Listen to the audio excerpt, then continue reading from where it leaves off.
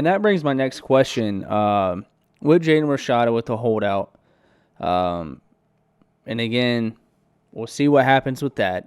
And then Cormani McClain kind of, basically throwing names in a hat and going, I'm going here every other week. We've seen this with a bunch of recruits before. Recruits just bouncing around from commitment. Has the term commitment, like, do recruits need to look up the term commitment again? Has recruiting this new age, these new age cats, have they hurt the definition of commitment? Because to me, when I say, hey, I'm committed, that's it. I'm committed. I'm not going to, and I love how they always go, I'm 1,000% committed. I'm 100% committed. 2 weeks later, I'd like to thank the coaches at the University of X, Y, and Z. I am opening up my recruitment. It seems like to me today, the word commitment does not mean jack. So has a new age recruits kind of hurt the term commitment? Yes, I believe they have. I don't think it holds the same value as it once did. It was, before, like, hey, I'm going to Oklahoma and I'm going to play the next 4 years there. That player played the next 4 years there and then entered the NFL, or they left a year early, whatever it is, to go play in the NFL. But it wasn't. Now it's one and done, or I'm going to play this year, see how it goes. If I don't get the playing time I think I deserve, I'm out. Or if I don't think we played hard enough this year, I'm out. I don't make the money I wanted to make, I'm out. Or before they even get to the school, they don't, if something slightly changes or somebody else whispers in their ear, they're out. Yeah. So I wouldn't even call it a commitment anymore. I would call it like a general semi, not really commitment or something. I don't know, but something that's not commitment, because it's not a commitment anymore. Just looking for a cool edit to post on Instagram and social media. Pretty much. Yeah, and so trying to think where I want to go in the next question here, or where I want to go with this. So with commitment, to me, like, you can't force a kid once they say they're committed to commit until they sign the NIL or until the national letter of intent. You can't do that. But as a coach, I would go man to man. I'm sitting down with these players and going, hey, and we go, hey, coach, I want to commit to you. I'll be like, listen, are you saying that? Or is that just, up in the air? Some coach is going to come in and you're going to change your mind.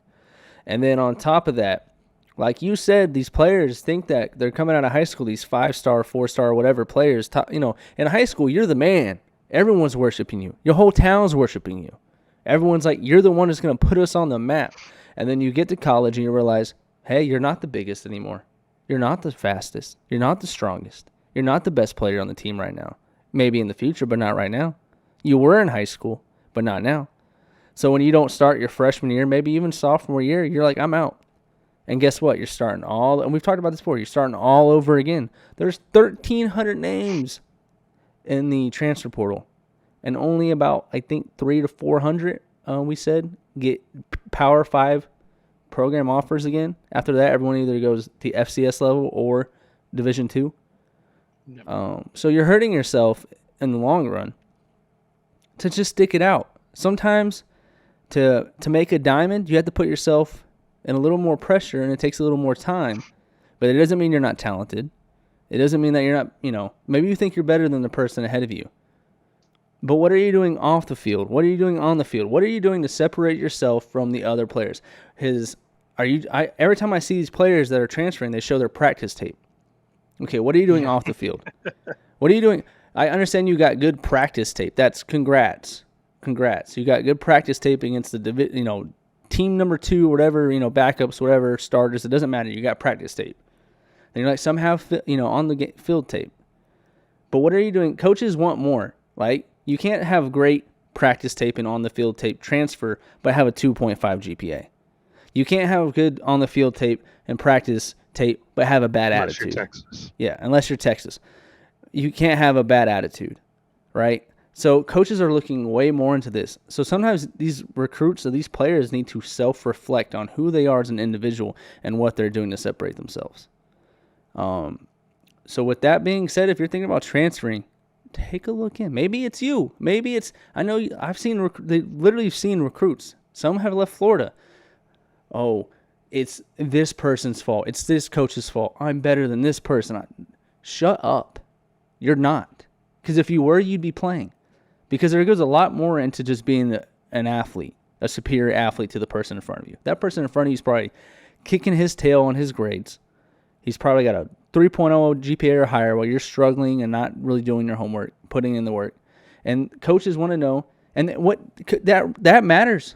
That matters because when coaches put their player in fourth quarter and the game's on the line, who are you going to trust? The person who off the field is doing everything they can to be dedicated and committed to their craft, or the person who's just getting by? So hit the transfer portal and find out that you're not as good as you think you are. And you also have to, what these players have to do is realize that NFL teams are going to look at how you operated in college or before college, how you stayed committed to something or your word. They're going to want someone that's going to want to be on the team for X amount of years. They're going to want somebody that's like, hey, if you get drafted by the Jets, is anybody deep down going to be like, whoo, man, I'm glad I'm a Jet? No. But they want somebody that's going to be able to transition into that mindset and be like, man, I'm glad I'm a Jet. I hope we can get this team to the Super Bowl. I hope we can get some wins under our belt, whatever. But if I see a player that's like, hey, I'm committed here, and then they say, I'm going to commit to here, and they're like, nah, I'm going to commit to here, I'm not drafting you. You're not going to want to be on this team. You're not going to be able to rally this team to win. They're not going to be able to get everybody behind them. That nobody can trust them because a college couldn't trust them, and they wanted to pay him $13 million. So I don't know. Players really need to take a step back and be like, look, I have this opportunity. I need to make the best of it, because in the long run, that's what people are going to be looking at. They're not going to look at me and say, man, he's a smart guy. He could have gone to this school and really changed the program and just balled out. But instead he went to Alabama because they wanted to pay him this amount of money. Nobody cares that people wanted to pay you this amount of money. They want to know what you can produce. They want to know, can you get the team behind you? Can you start producing stuff and, make a name for yourself and rally your team and make your team better? They don't care how much money people want to pay you. Nobody cares. So stop chasing the money and start chasing greatness for yourself and your team. And then eventually the NFL, if you make it, be like, that's the guy we want. That's who we want our franchise to be built around, is that guy right there. Yeah. Now we're going to get to so guys, how we're going to start doing it as well. So after the questions, after the segment, we'll go into the comment section and talk about what you guys are saying in the comment section. That way we're still on topic. It doesn't you guys can throw in whatever you want in the comment section. If it's related to the topic, we'll bring it in. So I see that A2M Go Blue says Max Duggan was a great example of being rewarded for staying put. Yep. Exactly. 100%. Could have dipped. TCU. He got benched, got put it back in, made to the championship. And he's going to get drafted. He was up there for the Heisman. So yeah, that is a perfect example of, being committed, staying committed, and giving it everything you have. At some point, you're going to get rewarded for it. It may not be immediate, but at some point, in some way or fashion, you're going to be rewarded for your commitment to a team. And it's like a reward. Most players that started one year and they get benched for someone else, they'd be gone. They'd be like, I'm out of here. Why would I want to play here? But he stayed because he believed in himself and he believed in the team, and he gave them his word, and he was like, I'm going to stick it through. And dude went to the national. It didn't pan out well. It did not pan out well for him at all. But yeah, no, Max Duggan is a great example of staying put. And again, this is the issue, is like these players don't play right away, and all of a sudden it's like, again, I'm out. And then guess what? You went from being second string, potentially starting the following year, to now you're back to being third string, learning a whole new offense or defense, played, whatever, and working your way through it. So be like Max Duggan. If you got thoughts about transferring, and I'm not saying sometimes you have to transfer. Sometimes your situation is just your situation, and you have to transfer. I understand that. But after a year, after two, it doesn't make sense to me. Again, that video, make sure you hit that subscription button and turn on the bell notifications for any time that we go live. We go live every Tuesday at 7 p.m. Eastern time. And again, make sure you like this video. Much love from the booth.